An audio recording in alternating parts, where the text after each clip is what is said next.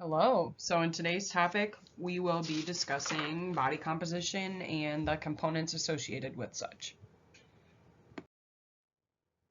So to kick us off, what is body composition? So what are we talking about? Why is this important to us? So body composition is simply the ratio of fat mass in comparison to fat-free mass. So FFM is fat-free mass, and our fat-free mass consists of bone, muscle, connective tissue, and organs. Our fat mass includes essential and non-essential fats. So essential fats are needed for physiologic function of organs, long-term energy usage, nerve conduction, insulation, and protection. Essential fat is stored in bone marrow, heart, liver, lung, nervous tissue, intestines, cell membranes, and brain. Okay. Non-essential fat is stored subcutaneously, which is under our skin surface, and that's what we're actually measuring when we do the skin fold measurements, is how much subcutaneous fat we have or how much fat we have under the skin surface. Can also be found viscerally as well, so surrounding our visceral organs or kind of internally. And non-essential fat can increase our risk of cardiovascular disease, stroke, hypertension, diabetes, and many other chronic diseases. Our essential fat levels are about 3% for males and 12% for females. And so essentially, what does that mean? Well, we need a minimum of 3% body fat in order for a male to maintain their normal physiologic functioning. And for females, they need a minimum of 12% body fat in order for them to maintain their normal physiologic functioning. What happens if you dip below those levels? Essentially, you're going to have some sort of negative consequence as it relates to regular functioning. So for example, with females, usually the first thing to go if we kind of dip below that level is our reproductive processes. So you would lose your menstrual cycle or not be able to get pregnant because you don't have enough body fat to support the growth of a fetus. So why is body composition important for us to measure or assess? An assessment gives us information about our health risks associated with our current weight and body composition. Certainly we can understand that an increase or a larger amount of body fat puts us at a greater risk for some of those chronic diseases that we mentioned. Additionally, it might allow us to establish reasonable goals or having a starting point or a set starting point for weight loss or weight gain. Might also be an important indicator of potential potential sport performance as well. So what are some of the factors that affect body composition? Average recommended body weight and body composition can vary according to age, diet, and sport participation. Certainly our gender or our sex makes a difference as well. As we mentioned, females tend to have a larger or a higher body fat percentage because of the childbearing processes. So women need more fat in order to support the potential growth of a fetus and also to be able to have the energy necessary to make it through childbirth if that becomes something that happens. Okay. Body fat tends to increase in most people after the age of 35.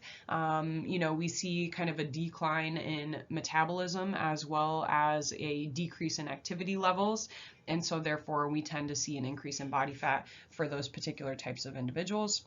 Total body mass decreases after the age of 50 years old, despite an increase in fat content. So essentially what's happening at the age of 50, 60 years old, we're seeing a decline in muscle mass because of a decrease in activity levels, and additionally we see an increase in fat mass. So we're seeing this really drastic change in body composition as people age, and again, are most of those factors related to choice? Yeah, absolutely. So again, we think about, lifestyle choice in terms of staying active and doing resistance training to kind of help maintain muscle mass, and additionally, really watching our calorie consumption so that we are matching calories in versus calories out. So again, as we mentioned, as it relates to sex and body composition, women are going to have more fat than men for those childbearing purposes. And also this is related to some of our hormonal differences. So the two female hormones are estrogen and progesterone, and those two hormones are needed in kind of oscillating levels in order for females to maintain a normal menstrual cycle. And it turns out, what is a normal amount of estrogen or progesterone for a female can vary substantially from person to person. So our normal levels vary quite a bit in terms of, what is normal. And our research has shown that individuals that have high estrogen levels have more fat stored in their hips and thigh areas. Okay, so again, females that have this greater oscillation in estrogen levels tend to store more fat in their hips and their thigh region. Again, what's kind of the science behind this? Essentially, the more estrogen that you have, maybe the more motherly you potentially are, because this estrogen is helping to store fat so that we can support the growth of a fetus.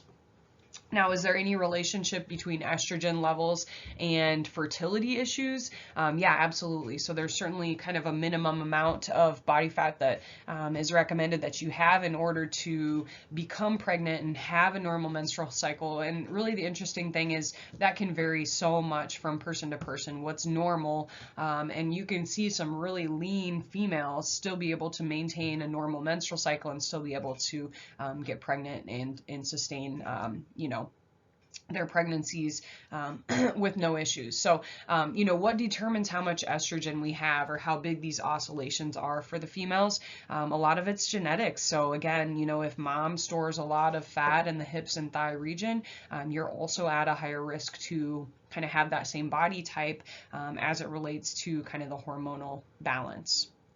Men tend to have more testosterone. Again, whether you're a male or a female, you have estrogen, progesterone, and testosterone. So we all have all three of these hormones. However, when we look at those levels, women have substantially more estrogen, progesterone. Men have substantially more testosterone.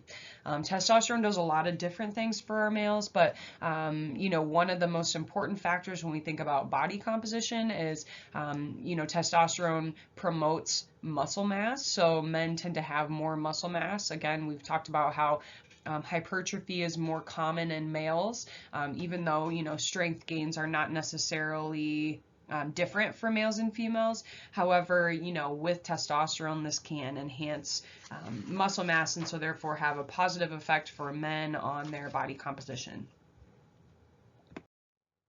So we'll talk more about this when we do our debate, but we think about genetics and what role genetics play in fat storage. This is going to be a kind of a wide range, but we believe that genetics account for somewhere between 25 to 40% of our fat storage. Not only are genetics going to play a role in how much we have stored, but also the location of fat storage as well. So again, we do inherit different body types from our parents. So again, think about, do you have the body type of your mom or your dad? And, do you maybe are always have always been kind of lean and muscular, and so is your dad, for example. I know that's true for me. Like my dad is very tall and lean, and I have one brother that's also tall and lean, and same with me. Like none of us really have to do a lot in order to kind of maintain that athletic appearance. However, my mom and my other brother are not built that way. So it's interesting how, people, inherit these different body types and what role does that play in terms of not only the amount of fat that you have stored, but where you store it as well. So when we think about normal body fat percentage levels, these are according to the ACSM standards. I also posted a PDF on eLearn that lists all of these standards, but I'll kind of go through each of these for the females and then for the males. So essential fat for females, again, we already mentioned this, was 12%. So that's kind of really the minimum amount of body fat that a female can have in order to maintain normal function. Essential fat levels for males are 3%. Excellent body fat percentage for the females, 14.5%, and for males, 7%. Moving down to good, let's get like a little highlighter here going. No, I don't want to do that. I guess I do want to do that. Okay, so we look at good. For a female, 19% is good, and for a male, 9.5%. We scroll down to average. Average for females, 22%. Average for males, 16%. Below average for females, 25%. And below average for males, 19.5%. And then poor is 32% for females, 25% for males. And our obesity ranges, according to ACSM, 32% for our females and 25% for our males. Again, you know, as you were probably writing your lab report, you might have found some different numbers here, and that's totally fine. So ACSM, as I've mentioned previously in the semester, is kind of like our governing body for exercise science, for kinesiology. But there are lots of other sources out there, and there are lots of other organizations who have different standards. So that's okay if you use something different in your lab report. Just have a good idea of what average is, what essential is, and what obese is. Okay, so it's good to have an idea of these. I just don't want you to like go out into the personal training world and tell somebody like, oh yeah, you should your body fat percentage should be 3% or something like that. So again, I want you to know what average, obese, and essential is, so that we really have a good feel for what normal numbers are. This is nothing I'm going to test you on. This just kind of shows, you know, we talked about one of the factors that affects the amount of body fat that we have being the sport participation that an individual is involved in. And this just kind of shows you average body fat percentage for various sports. Certainly we can understand that, you know, somebody who is a lineman in football, for example, having a higher body fat percentage is okay for that particular type of person. Maybe same thing with shot put, for example. We see maybe higher percentages there because, again, we think about the dynamics of that particular sport. We need to create a lot of power, and so, you know, having more weight might help us create that more power. Whereas, you know, we look at something like, I don't know, like cycling, for example, maybe those levels are a little bit lower because they're going to be more of an endurance athlete. So again, just kind of interesting to take a look at the differences in terms of sport participation and body fat percentages. Again, nothing I'm going to test you on. I just thought it was kind of interesting. So how do we assess body composition? Again, you already did this. Lots of different ways. So we can use BMI, which is simply height to weight ratio, girth tests. So again, we can look at waist to hip ratio, or our girth measurements, such as just the waist circumference itself. Bioelectrical impedance, air plethysmography, known as the Bod Pod, a Dexa Scan, skin fold, and hydrostatic weighing. So again, lots of different options in terms of how we can get body composition. So in this PowerPoint, I'll kind of focus on some of those methods that we weren't able to use in our lab, and also we'll kind of hit on the pros and the cons of each of these different types. So let's start with BMI. Again, BMI is a very simple measurement, if you would even consider it a measurement. It is simply a ratio of height to weight. So again, we're able to take somebody's height, take somebody's weight, and plug it into the equation. So it's basically their weight divided by their height squared, and give them this number. Okay. Here you can see the chart that compares BMI levels. So again, it would be important for you to know what a normal BMI is. Okay, so 18.5 to 25 is considered normal, 25 to 30 is considered overweight, and I kind of like using the little highlighter. And then obese is considered 30 or higher. Okay, is this good?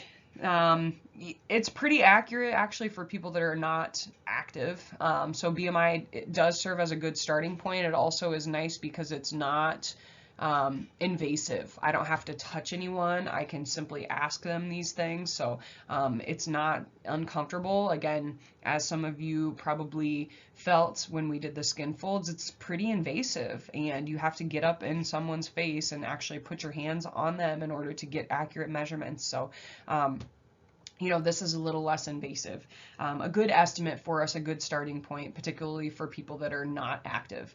It is inaccurate if you are a fit person that exercises, because muscle weighs more than fat, and this standard doesn't allow us to take into consideration muscle mass or bone structure. But it does, however, provide us useful information about the degree of obesity and mortality risk.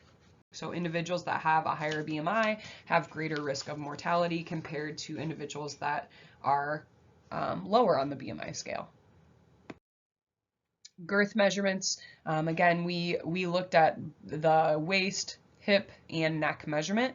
Again, we just used a Gulick tape measure, which is just your standard little tape measure, to do those. Again, one of the tricks that we talked about in class in terms of actually taking this measurement is that we want to stand on the side of the subject so that we are not uncomfortable as we, you know, kind of stand in front of them. So that's one trick that I think is important when we try to maintain professionalism when getting these measurements. Are these good?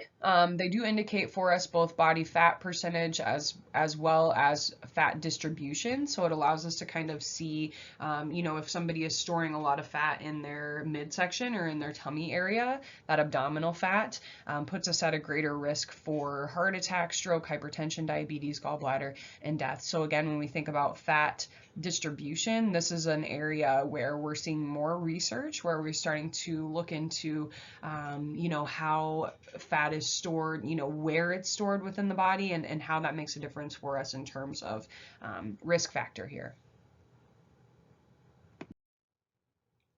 Okay. So looking at bioelectrical impedance, again, this is one measurement that we did do. Basically, how does this work? So again, you typed in some information. We used our little handheld one here, which they're not as accurate as like this Tanita. So this Tanita has 4 different sites. So it's got 2 sites up at the top where you put your hands, and then you also take your socks off, and there's 2 sites on the feet as well. And basically what happens is there's an electrical current that goes through your body, and when you just use the handheld device here, again, that's going to be a little less accurate than if I had 4 kind of checkpoints for this. And essentially what happens is we're looking at the speed of the current as it flows through the body, okay? And fat doesn't have a lot of water in it, so it impedes the speed, okay? So someone who has a large amount of body fat, their current would move very slow, okay? Someone who has a large amount of muscle mass also has quite a bit of water, okay? So there is a lot of water stored within muscle, so therefore if someone has a lot of muscle, that current will flow pretty fast because it will flow quickly through the water or through the muscle, okay? So again, fat mass has a greater impedance to flow in comparison to muscle, and so it kind of uses that information to calculate the percentage of fat. One thing that's important to note with this measurement is its accuracy is highly related to hydration. So again, if you were dehydrated, it would give you a higher reading in comparison to someone that is well hydrated, okay? So again, keep that in mind when we look at these numbers. If you weren't very well hydrated, it could read a little bit high for you in comparison to if you had been better hydrated. Dexa Scan, again, this is one that we don't have access to because we don't have a Dexa scanner. They're very expensive. We see them in the hospital setting, not many in lab settings, more in hospital settings. And again, the reason we would use a Dexa scan in a hospital setting would be more likely to look at bone and bone density. So here you can see what the Dexa scan looks like over here. Okay, so the Dexa scan gives us an estimate of bone density, bone mineral content, and it can also give us information about body fat, which we can see from this image here. Okay, so it can show us that soft tissue as well. Very precise, very reliable estimate of body composition. The disadvantage to using a Dexa scan is the cost. of the equipment, the technical support. Again, we wouldn't have access to something like this. Some hospitals will do, they'll offer like Dexa Scan for body composition. Again, that might be fairly expensive, maybe a couple $100s in order to get that tested with this machinery. Again, not super invasive. You can see here the guy is laying in shorts and a t-shirt, and so it's not an invasive process at all. However, certainly the cons are the cost of the equipment and the access to this equipment.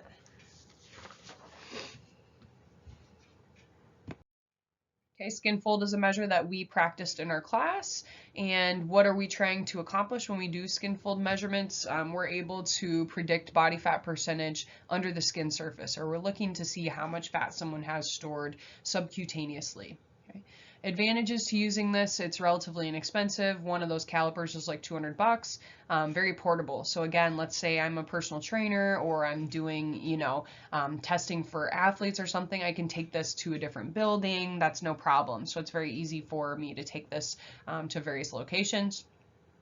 More accurate than BMI, so it is a more accurate measure of body composition. Now, certainly that depends on the accuracy of the tester. So it takes 1,000 repetitions in order for us to be considered accurate in measurement of skin folds. Okay, so some disadvantages here, we can see inter-rater variability and intra-rater variability. What's the difference between these?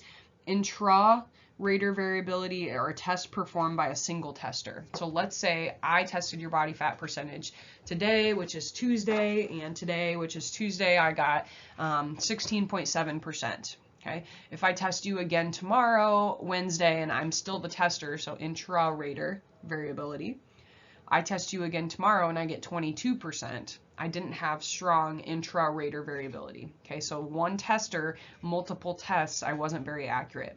Okay, inter-rater variability has to do with two different test takers. Okay, so let's say I test your body fat percentage today and I get 16.7%. And then tomorrow, Dr. Figgins tests your body composition and she gets 16.9% or something like that. Well, we have good inter-rater variability then. So two different testers test you for your body composition and we get very similar numbers. Okay. So again, the more often we do these measurements, the better we become at it. Again, you'll do these next semester when you get into fitness assessment. So we've kind of tried it out here in this class, and so we're going to get more experience with that next semester when you are working with your clients one-on-one. So how does this work? Again, we kind of demoed all of this in class, but these would be good things to hold on to for next semester when you take fitness assessment. So the skin fold sites, there's 9 different sites. There's all sorts of different equations we can use to figure out what body fat percentage is based on these various sites. Again, we're going to use 2 fingers to pinch. We're going to pull back, hold the caliper on there, read the number out loud, then pull the caliper off, then our hand comes off. Again, we should do 3 different measurements per site, and then we can get the median of those values, or you can get the average as well if you'd rather do that, depending on how accurate you are. Hydrostatic weighing is another method that we did not do in our class, but another pretty valid method for measuring body composition. And so basically this principle, like you can see the girl, she's down here. This is who we're measuring, and she's in this little like tub basically, and the tub is filled with water. You can see she's got a swimsuit on, and basically it works on the method that we're looking at body density in comparison to weight. So we're looking at how much water does she displace. So that tells us like the volume of her body, or the body density, in comparison to how much she weighs underwater. Okay, so she's sitting on like a scale basically here. And so we're looking at what is her weight in comparison to how much water did she move or displace during this process. So how does this work? Fat floats, muscle sinks. So you want to weigh a lot on the scale in comparison to moving a little bit of water or displacing just a little bit of water, okay? And again, this allows us to quantify body fat percentage based on these two principles. So lean body weight is more dense than fat. So again, muscle weighs more than fat. So underwater, it should weigh more in comparison to the fat mass. Lean body weight takes up less space than fat, so less water would be displaced if you are lean or you have a large amount of muscle. The more lean mass you have, the more you weigh underwater. So again, those are kind of the principles that are utilized in order for us to figure out your body fat percentage based on this method. What are some of the cons of this? You have to wear a swimsuit. You have to go underwater. You have to fully submerge yourself. Certainly, this is not an easily portable device. You can see 3 testers here. So again, it is fairly complicated in terms of getting this measured. The other thing is she's got to put her head underwater and blow all the air out of her lungs in order for us to truly get that body density correct. So that can be like pretty uncomfortable, I would say, for this person. Also, like, people don't like to wear swimsuits or get in water, especially if the water wasn't warm. If the water's like cold, you know, that's not super fun. So again, some cons with this. The equipment is fairly a little cheaper than like the it's definitely cheaper than the Dexa Scan. It's definitely cheaper than the Bod Pod, which I think is the next one I'm going to show you. And it's fairly complicated to calibrate this equipment and to, you know, get it up and running and that sort of stuff. So certainly some cons with it, but it is a valid and a good method for us. All right, Bod Pod, this is one that I'm hoping to get that we would have in our new lab, which will be up in Kane 4th floor. So hopefully we will be ordering one of these for our newly renovated kinesiology lab. So I'll get back to you if that happens. So basically the Bod Pod, this method is the same as a hydrostatic weighing. The only difference here is we're displacing air as opposed to water. So a little more comfortable for the participant. So basically what's going on is you're going to go inside this little spaceship thingy. It weighs you, so you're like sitting on a little stool in there basically, or it's like a little bench in there that's like built in. And then we shut the door and it seals.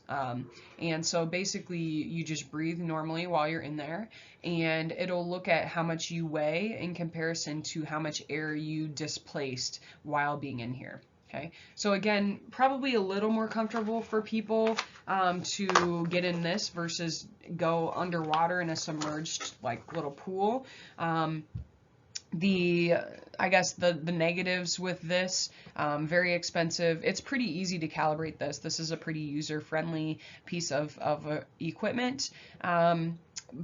The other issue is you've got to basically sit in there, like, and guys would just wear like spandex shorts. Females would wear either a swimsuit or like a sports bra and shorts.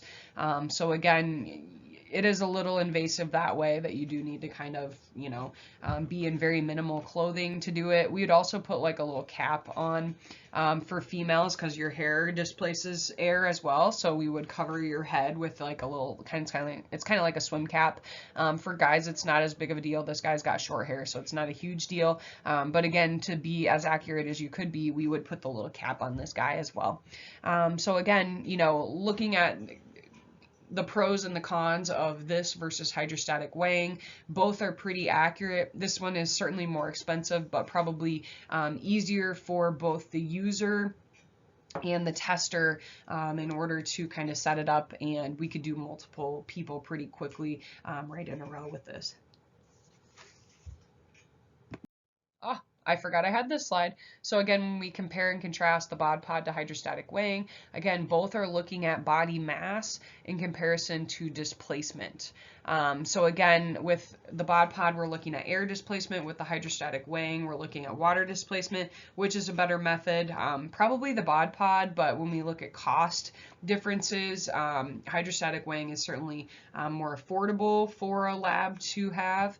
Hydrostatic weighing is kind of an older method. The Bod Pod probably came out in, I don't know, maybe like 2008. So it's relatively new, whereas hydrostatic weighing we've been using since like the 70s, I would guess. So, you know, a little bit of difference there, but both good methods in terms of getting an accurate body composition. So we think about setting body composition goals in order for us to determine if we are within a healthy weight range or within a healthy body fat percentage range. It's important for us to kind of start with a target, right? So again, if you're working with a client in personal training, for example, it's important for us to know upfront what are their goals, what do they want to be, what do they want to reach, and I think that it's important for us to measure these things so that we can give them a realistic timeline, and B, give them realistic feedback like, hey, no, you're probably not going to be able to get to 12% or whatever. So it's an opportunity for us to certainly educate people on what is appropriate and, you know, what is feasible for this particular person. So first, we want to determine the target BMI or body fat percentage that we'd like to reach. If you're happy with where you are, then you can certainly focus on maintenance or of the appropriate body composition, or we could focus on an increase in muscle mass. So there are certainly ways to kind of sell personal training regardless of what their results are from the test. Okay. So weight loss goals should be no more than 1 to 2 pounds per week. Again, that seems reasonable for an individual to create a sustainable lifestyle. So again, we don't want to be losing like 5 or 10 pounds per week, and then that person like can't, you know, sustain that lifestyle. So again, it's about creating a consistent habit. It also gives your body time to kind of adapt to whatever that new weight is more gradually versus your system kind of being shocked by, oh, you lost 20 pounds and hasn't had time to kind of adjust to that. Body composition changes can be reassessed every 8 weeks, so please make sure you write that down. We should not assess body composition more than every 2 months, and the reason for that is it takes us a while to be able to track those changes. Okay, so we can lose about 1% of body fat per month. So essentially what I'm saying is the level of error with your testing methods is higher than 1%. So therefore, it's not effective for us to measure body composition more than every 2 months. Okay, so body composition should not be measured more than once every 8 weeks, and we can expect a body composition change of about 1% per month. Okay, so again, if I measured you now and you were 16.7, I measure you again in 2 months. Best case scenario, we'd be down to 14.7.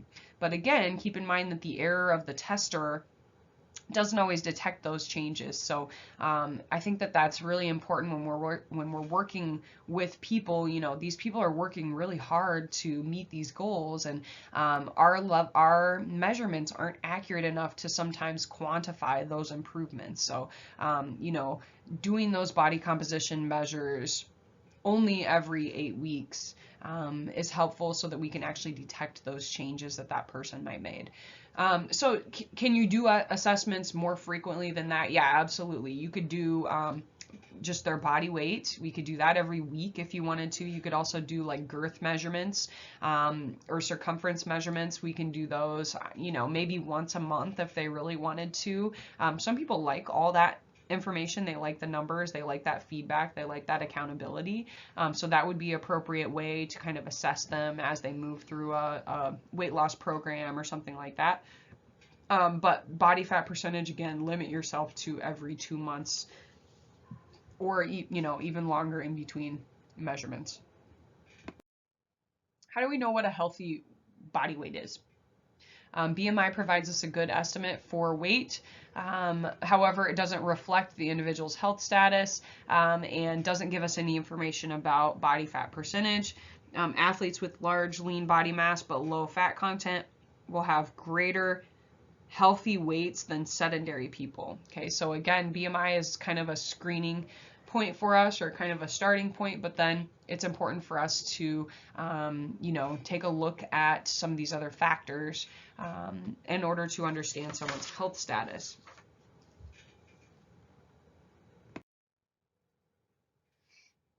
So when we think about estimation of healthy weight related conditions are also important to consider. So, so when we're trying to figure out, where does that individual want to be in terms of weight? Well, do they have hypertension? Do they have LDL cholesterol? How's that?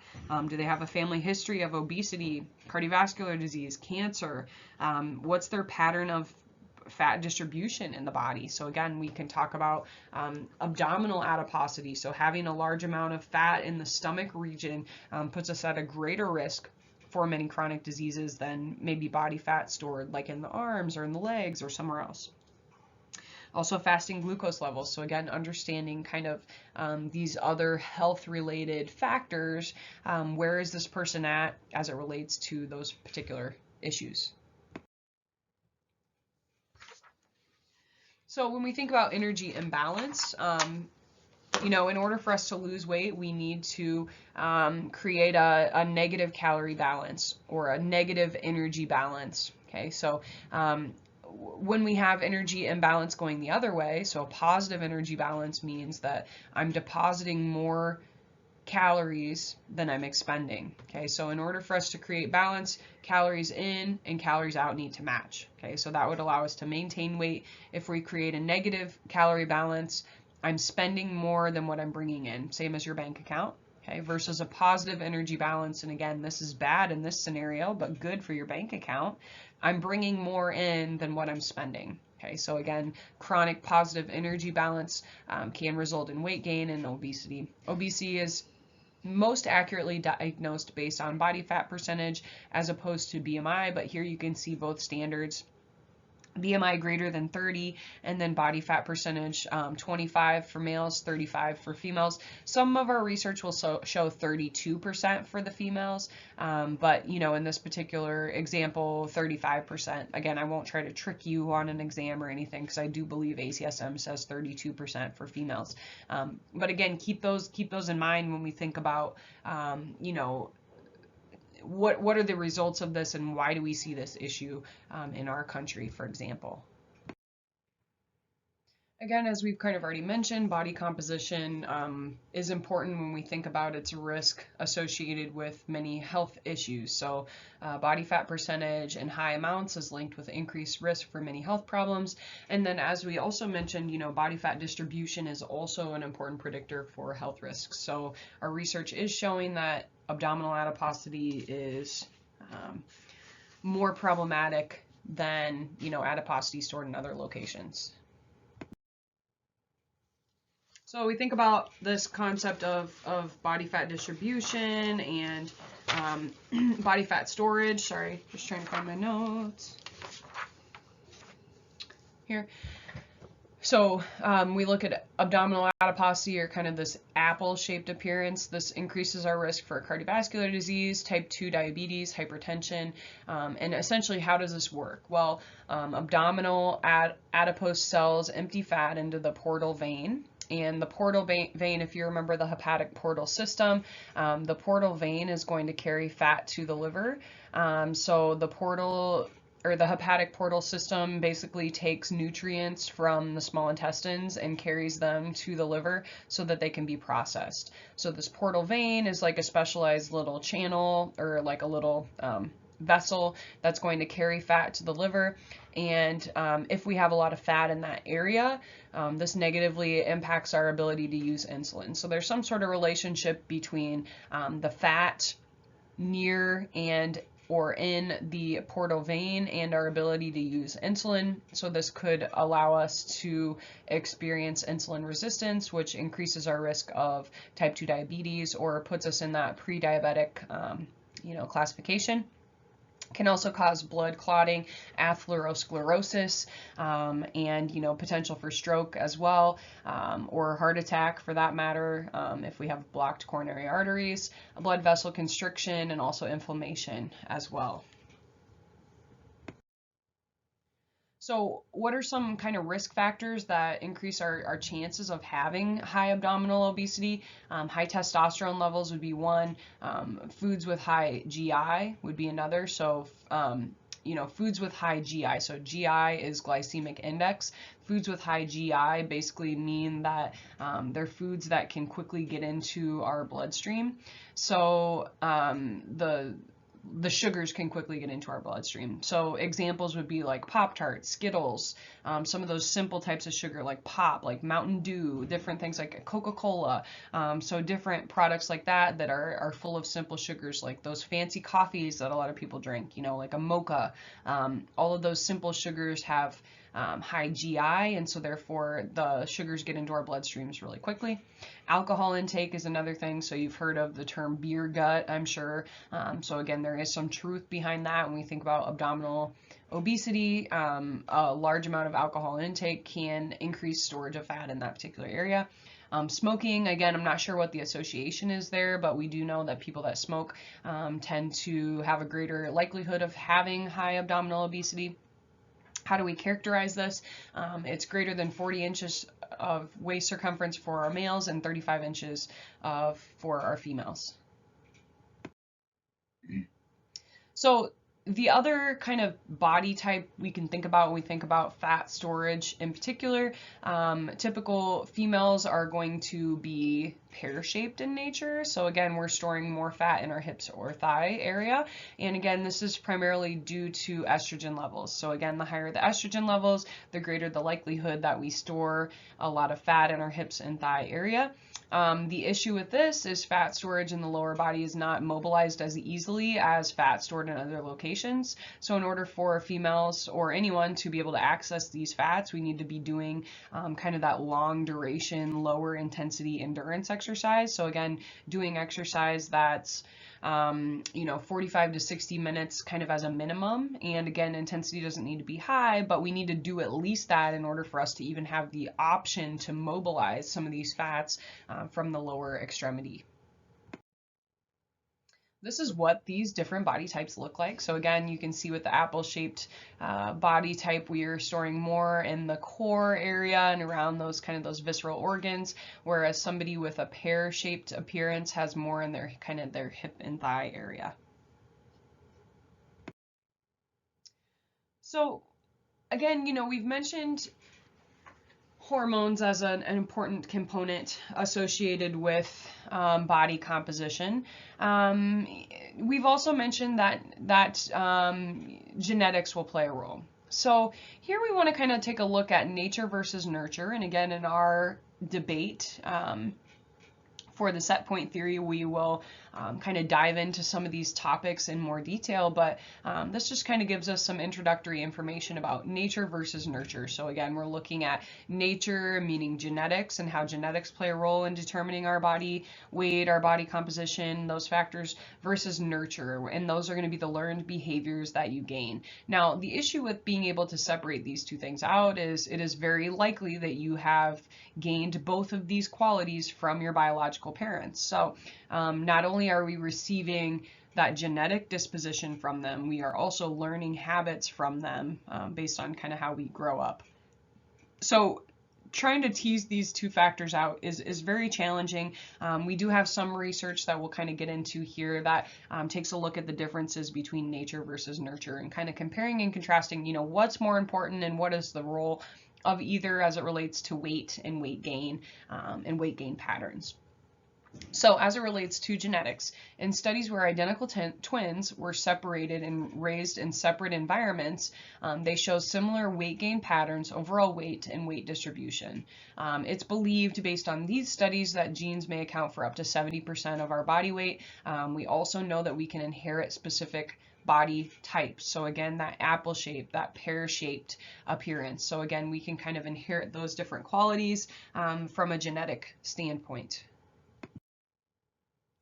So what is the set point that I've talked about? So basically the set point is the body has a particular weight range that it wants to be within, and it's approximately a 10% range. So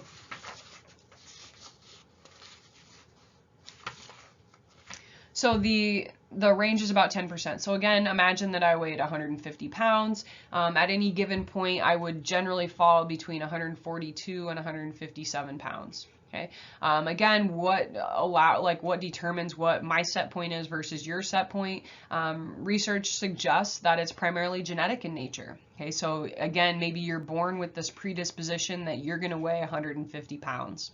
Okay. Some researchers have shown some support for this, and others have said that this is baloney and that there's no, there's no true set point for an individual. So let's take a look at either side. When we think about the role of obesity in males versus females, again, what about nurture? So what about our learned behaviors? So generally speaking, when we think about, let me get my little marker out here, adult obesity in women. Women are often rooted in childhood obesity. So again, if you were obese as a child, you have a greater likelihood of being obese as an adult as well in females. Other causes or general concerns for females, inactivity. So again, women tend to be less active than males as adults. Stress or boredom are reasons for obesity, and I'm just like, if you're bored, why don't you like go for a walk or like, I don't know, something like that, do something active. But what do I know? Also excess weight during pregnancy. So again, you're supposed to gain between 25 to 35 pounds in a regular pregnancy, and so maybe you gain 35 but you only lose 25, so you're up 10 pounds, and then you have 3 kids, well now you're up 30 pounds total at the end of the day. So looking at kind of that excessive weight gain with pregnancy, and then just never returning to the original body weight post-pregnancy. When we think about adult obesity in men, there's not as strong of a link between childhood obesity with men. So again, you could be obese as a male child and grow up to be of average weight as an adult male. You could be a skinny little boy, and then grow up to be obese as an adult. So again, less of a link here between childhood and adult obesity in males versus with females as an adult, as a child that's obese, they're more likely to become obese as an adult, okay? Versus with males, there's less of a connection there, more change in body weight throughout the lifespan for males. We also believe that there's less of a genetic influence for males as it relates to obesity in comparison to females. So females see a higher genetic link. Males, maybe it's more behavioral in nature.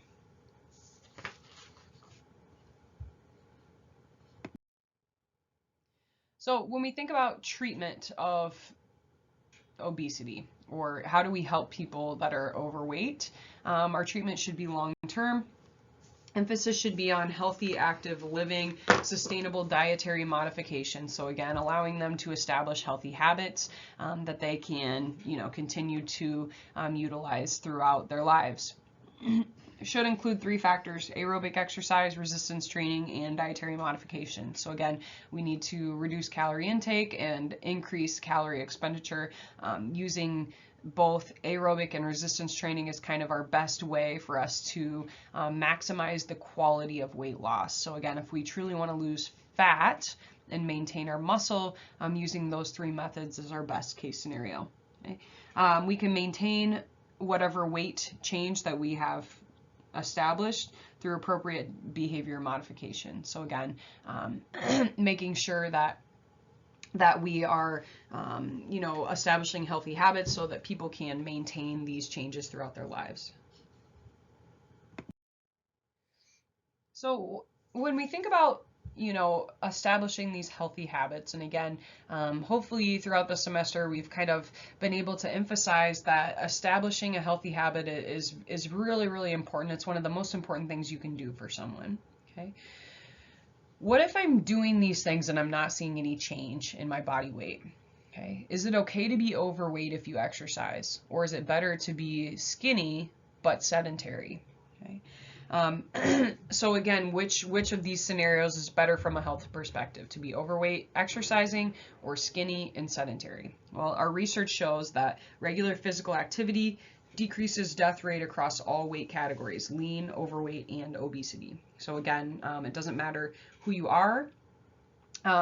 We can see an improvement of health if we're regularly exercising regardless of our body size. Okay, females that are overweight and physically active, so exercising over an hour a week, were healthier than lean females who were inactive, who were exercising less than an hour a week. And again, an hour a week is nothing. Like, that doesn't even meet the ACSM guidelines. So our standard here in this particular study, this particular example, they're not even doing the minimum, right? They're doing an hour a week, and they are healthier than people that are doing less than that, even though they might be larger in body weight. Okay, so heavy but healthy physical activity decreases inflammation, helps to regulate the release and sensitivity of insulin. And again, being physically active but overweight decreases the risk of mortality twofold. So again, if we can sell people on this concept that exercise is healthy regardless of who you are, I guess there's really two things I want you to take out of this.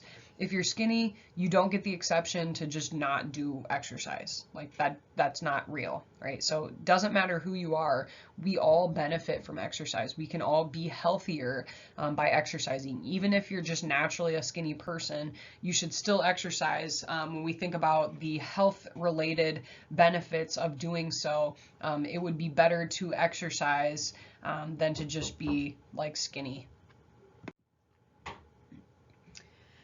And when we think about, you know, heavy but healthy, again, if we can sell this to overweight people, even if we're not seeing that change in body, you know, body size that they might be after, they're still getting immense benefits from just being regularly active.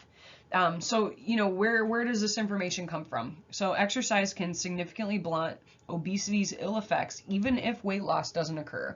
So getting overweight people to become active has huge benefits, even if they don't see a change in body weight.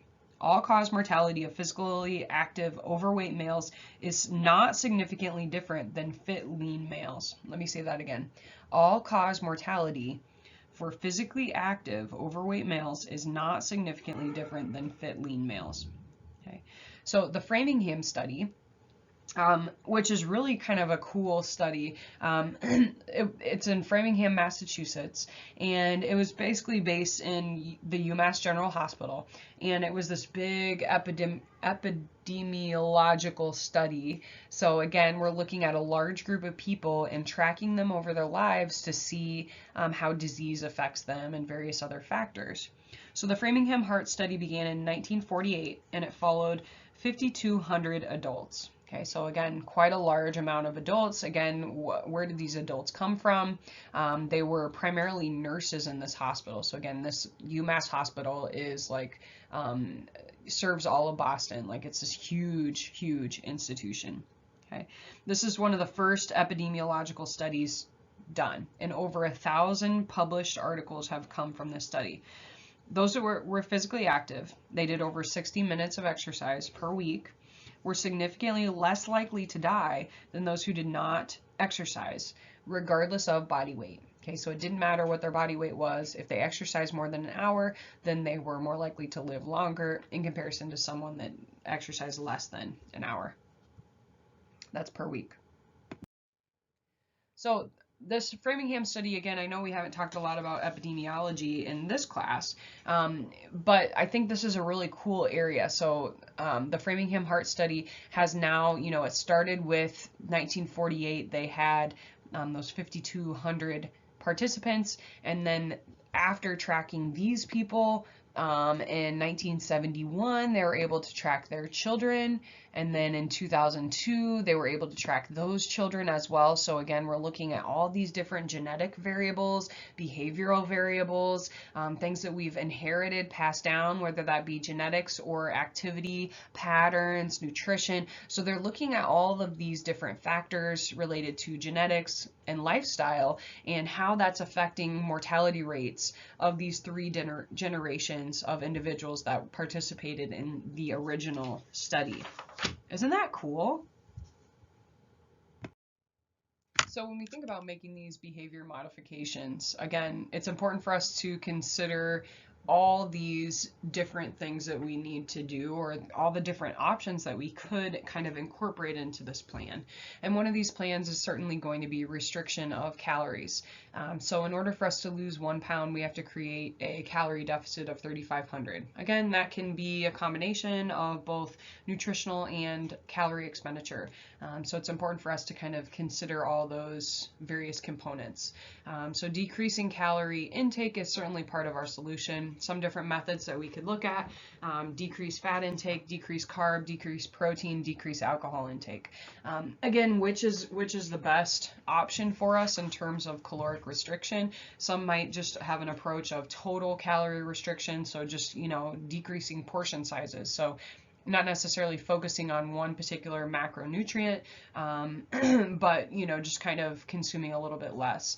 I'll ask this question in class and students are quick to say decrease alcohol intake. But again, I think it's really important that you think about what's feasible. Like, are you going to reduce your alcohol intake in order to lose weight? And be honest with yourself. I'm not personally willing to give up a glass of wine here or there, so that's not maybe as feasible for me as potentially like decreasing fat. Like, I'm not really a big fried food person, so I'd rather give up fried foods and fatty foods as opposed to a glass of wine. So we have to think about what's feasible for the individual, what's realistic, and most importantly, how can we create healthy habits that can be sustainable, right? I can give up wine for a couple weeks, but I don't want to do that forever, right? Whereas I don't mind giving up French fries forever. That's not a big deal for me. So a lot of it has to do with getting to know that person and understanding their personality and understanding what's going to work best for that individual. When we look at the research in terms of what gives us the greatest amount of success, research shows that both low-fat and low-carb diets can result in significant weight loss, and it appears that diets that are low-fat, high-fiber are most successful for weight loss and weight maintenance in comparison to low-carb diets. However, we do need to understand the individual. Again, if that person doesn't mind cutting out carbohydrates, then maybe that would be the better option for them. So again, it really has to do with what's feasible and what that person is willing to give up or sacrifice. I think when we think about low carb diets, it's harder to sustain like in real life. Like, I could cook low carb at my house, but like, what if I go out, or what if I go to like a holiday party, for example? It's going to be a lot harder for me to avoid carbohydrates in those scenarios than maybe options that are low fat in nature. So again, I think a lot of it has to do with kind of just understanding what's reasonable for that person. Tips for reducing calorie intake: we should read nutritional labels and really have a good feel for how many calories are in particular items. Also using a food tracker, whether that's just like, I've had people just use like a notebook and just write things down what they're eating, or there's all sorts of different apps you can have on your phone, or different trackers for websites, things like that, where you can kind of tally in those calories that you're consuming in comparison to, logging your exercise or activity throughout the day. So individuals that use some sort of food tracker or food diary are 2 to 3 times more successful than those who do not. So it does tend to be a good method for us in terms of us actually paying attention to what we're putting into our mouths. And again, I think about when working with a client, I've heard a lot of times just that accountability piece, knowing that someone else is going to be able to see what they're consuming, makes a difference in terms of, making that decision whether or not I want to have that second cookie or not. So when we think about behavior modification, again, it's important for us, again, I can't stress enough how important it is in this field to get to know the person that you're working with, and understanding that everyone's different, everyone's challenges are different, and how I might help someone is going to be different depending on what those challenges might be. So problem behaviors lead to excess calorie consumption and also physical inactivity. So it would be important for us to kind of get to know this person and figure out what those problem behaviors are. And, a lot of that is self-reflection and figuring out what are the problem behaviors for you, right? So for my husband, for example, one of his barriers to physical activity is the time of day. So if he doesn't get up in the morning and do it in the morning, he's not going to do it. Or if it's like an afternoon or evening thing, he has to be meeting a friend or something to go for that run or to go for that bike ride or whatever. Otherwise, he's just not going to do it. So in terms of, you know, what allows him to be successful, it's got to be, he's got to do it first thing in the morning, or he's got to meet up with a friend at lunchtime or whatever to go on that run. So those are things that he needs to do in order to make sure that he's successful. Okay, so some of his barriers to physical activity are like evenings, like he wants to spend time with the family or whatever, and so it just becomes less of a priority. So, you know, understanding those particular issues for people and what are some of those barriers, okay? Other problem behaviors. Maybe it's going out for, you know, drinks after work or something like that. And, you know, now I've not only skipped my run, but I've drank, you know, a fair amount of calories, and now I'm going to order some crap thing for food because I've been drinking. Okay, so again, kind of a double whammy there in terms of excess calorie consumption and physical activity. So again, thinking about those problem behaviors, identifying those, and then am I saying to not go get drinks after work? No. But plan your day around that. So, you know, get up early and get that workout in, or get a lunch workout in, and then maybe try to eat healthy throughout your day. So have a good breakfast, a good lunch, so that I know that, you know, that crappy decision that I make at dinner time isn't as bad, or, you know, can kind of balance itself out a little bit, depending on, you know, what you've done, right? So again, I'm dipping a little bit into exercise psychology, but thinking about behavior modification, first thing we need to do is chain breaking. So separating behaviors that tend to occur together. So again, if I drink, I'm going to eat shit food. Okay, so how can I separate those two things out? Stimulus control, put us in charge of our temptation. So I'm not saying not go drink, but maybe we limit ourselves to X amount of days per month or per week or whatever, however you want to do that. Cognitive restructuring, change your frame of mind. So again, think about how you want to approach this situation differently under these kind of circumstances. Contingency management, prepare for situations that may trigger overeating or hinder physical activity. So again, you know, like I said, plan your day around that. If I know that I'm going to do this, okay, what can I do throughout the day to make myself healthier kind of early on in the day so that it's less of a blow, I guess, later in the day. And then self-monitoring, kind of record what's going on and when did you make these bad decisions, and, you know, and then allow yourself to kind of limit those particular triggers. And then lastly, when we think about relapse prevention, what percentage of people maintain their weight loss?